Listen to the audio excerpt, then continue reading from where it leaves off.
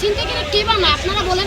কে বানায়? আমাদের মতো কিছু কিছু সমাজের বড়লোক মানুষ যারা কোটিপতি তারা বানায়, গরিব মানুষ কিন্তু ছিনতাইকারী হয় না।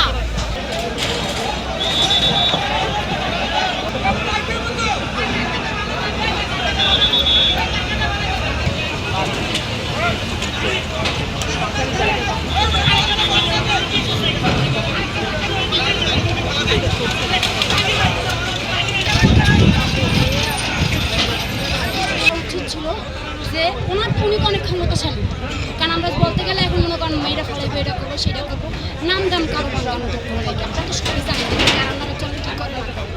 তখন বলাটা উচিত ছিল যে তোমরা টাইম দেওয়া হয়েছে, তোমরা সবাই সবাই ওটা ভাঙতে হবে, কিন্তু তারা একটু কিস্তি দিচ্ছে যে ভাঙ্গা যেটুকু ছিল ভাঙ্গা হয়ে গেছে, এখন আর ভাঙবে না। তোমার দোকান দাও পয়লা যে টাকাগুলো নিয়ে যে খাইতেছে কত টাকা করে নিত আপনাদের থেকে? মানে আমি কি বললাম, আমি মহিলা মানুষ, কথা বলছেন, আমি অনেক থেকে অনেক ভাড়া কত করে দিতেন আপনারা? ভাড়া কত করে নিত? 4,000, 5,000, 6,000, মানে যে একটা দোকানে একটা মানে এরকম দোকানের উপর নাম একজন গরিব লোক ছিল, 6,000, 7,000, 5,000 মানে দোকান বুঝা যায়। 2 ঘন্টা সময় দিত, হয়তো মালসাবাড়ি সরাইয়ে তারা একটা 2 দিনের ভিতরে একটা দোকান আর ঠিক করে নিত।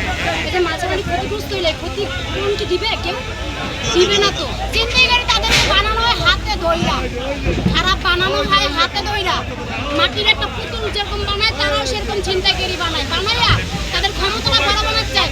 আজকে আমি চিন্তাই করতেছি, আমাকে বলবেন এদিকে আয় শিরিন, এই শিরিন এদিকে আয়, তোরা আমি 5,000 টাকা দিব, এমন কথা আমার পেটে ক্ষুধা, আমি শিরিনে দর দিব। তখন চিন্তাই করা বাদ দিয়ে তখন তাদের যারা দর দিমা রয়েছে তাদের রাজনীতি ও দলের ভিতরে গরিব মানুষেরা পিছতাছে পাশে, মানে পাঠাই বুঝে আমাদের পিছতাছে গরিব মানুষদের।